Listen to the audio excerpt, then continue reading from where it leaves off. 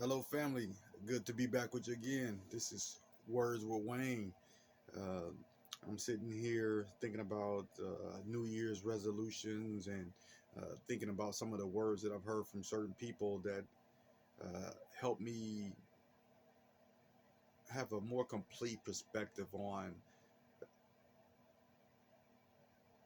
my goals and ambitions. And so the person was talking about how that quite often we look at New Year's resolutions without looking at our past year's successes and just don't give us a sense of a completion or um, fulfillment. And so I just encourage y'all as y'all move into this next year and you set your new goals that you take time to appreciate your successes and your wins.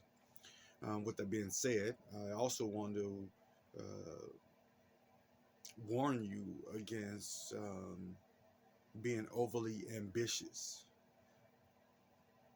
There's a term right now, and they call it the hustle culture. Basically, saying get all you can all you get. It's about acquiring the most, doing the most, and I think out of context, without the proper motives, it can be dangerous, and one can lose themselves in that. And also the devil, the enemy, can take advantage of that if that's your motives. And so um, when I was thinking about this theme, the term thirsty came to mind. And in an urban dictionary, the word thirsty means desperate, too eager. So example of reaching out to a female and calling her 36 times in 26 minutes. Like, bro, you thirsty, man. Why you sweating her like that? Uh, and so we don't want to be thirsty Christians hustling and bustling in this world. And so I just want to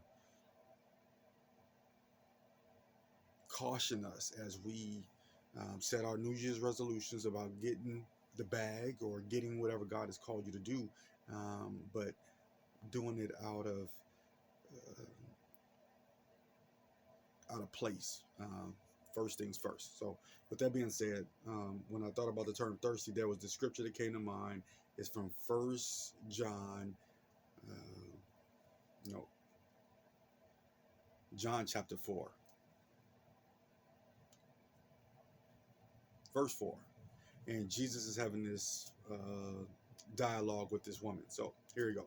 Um, Now he had to go through Samaria. He's talking about Jesus. He's going through this town, Samaria. So he came to a town in Samaria called Sychar, near the plot of ground Jacob had given his son Joseph. There was a well there, Jacob's well. And Jesus, tired as he was from the journey, sat down by the well, and it was about noon. And so one of the things that stood out to me was divine appointments. So in this year and in this day, just being conscious of God's desire to lead you, to lead us. Jesus could have went another way to his destination, but it said he had to go through Samaria, like something was leading him there. And as he was led to Samaria, uh, he got tired and he sat down at this well. And the Bible states it was around noontime. So to me, it was almost like there was an appointment to be had. I don't know if the Father spoke directly to Jesus and said this appointment was going to happen, but I just think about in our own lives that if we are led by God saying take a right or take this way home or buy this person lunch or do whatever he's unctioning us to do, that there may be an appointment at the other end. And so for Jesus in this instance, there was this woman, this Samaritan woman, um, that he was to meet that day that would forever change her life. And so verse 7 says, when a Samaritan woman came to draw water from the well, Jesus said to her, will you give me a drink? Now at this time his disciples had left him, and so it's just him and her. Verse 9, the Samaritan woman said to Jesus, You are a Jew and I'm a Samaritan. How can you ask me for a drink? So back in those times, the Jews and the Samaritans didn't have the same belief systems, and they really did ride with each other. So she's kind of shocked, like, you know what I'm saying? You don't even mess with me like that. So how you asking me for some water? Jesus replied to her in 10 and says, if you knew the gift of God and who it is that asks you for a drink, you would have asked him and he would have given you living water. So Jesus goes deep on her, kind of hit her real quick, like with a jab, spiritually speaking, and kind of leave her kind of shocked. And she replies in 11 and says, sir, you have nothing to draw with and the well is deep. Where can you get this living water that you're talking about? And then she goes on and says, are you greater than our father Jacob, who gave us this well and drank from it, as also his sons and his livestock? Jesus replied back to her in 13. Um, and just a side note, that sometimes we have conversations with God and we don't quite understand what he's saying to us, even sometimes reading the Bible. And I just encourage you to hang in there in those conversations or reading the Bible, and then clarity may come from it. So it is, verse 13. Jesus answered, everyone who drinks this water will be thirsty again. And so, and I guess so that's one of the things that stood out as it going back to ambition and thirsty. Everyone who drinks this water will be thirsty again. And there's some stuff that we're seeking to acquire and achieve in our life. And after we acquire that, there's still this thirst. There's still this emptiness. There's still this void. And so Jesus is telling this lady that he will give her something that will cause a satisfaction that will fill that void. And so verse 14 says, but whoever drinks the water I give them will never thirst again.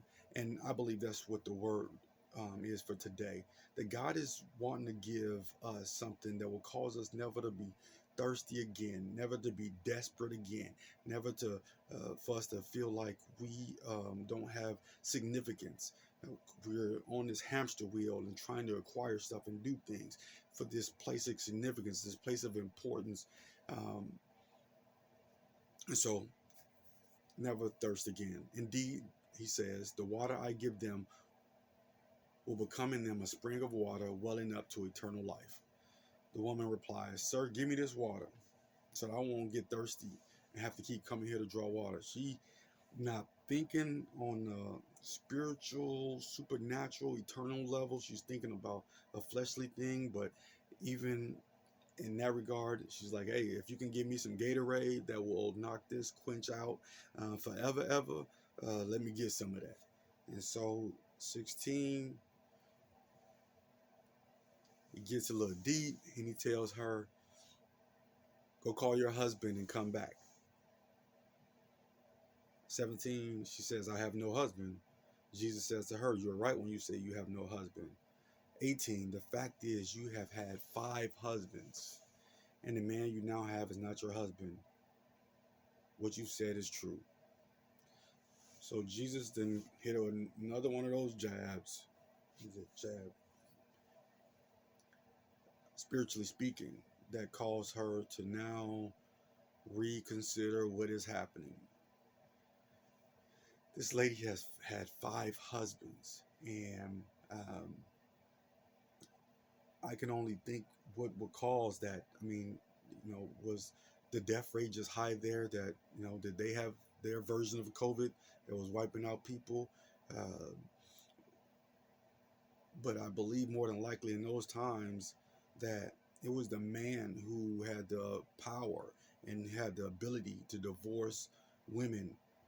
And it's possible that this woman has been divorced 5 times, that her thirst possibly for belonging, for love, somebody had took advantage of, and they used her and abused her and discarded her. But she just kept coming back. I'm believing that she was probably looking for fulfillment. She was looking for inclusion. She was looking for worth, and she could not find it, to the point now she's living with a man. And she said, you know what? I don't even need you to be my husband. Just be with me.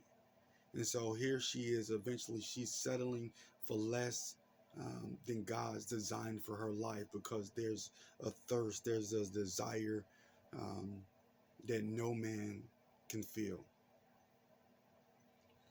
Goes back, the fact that you've had 5 husbands, and the man um, you are with now is not your husband.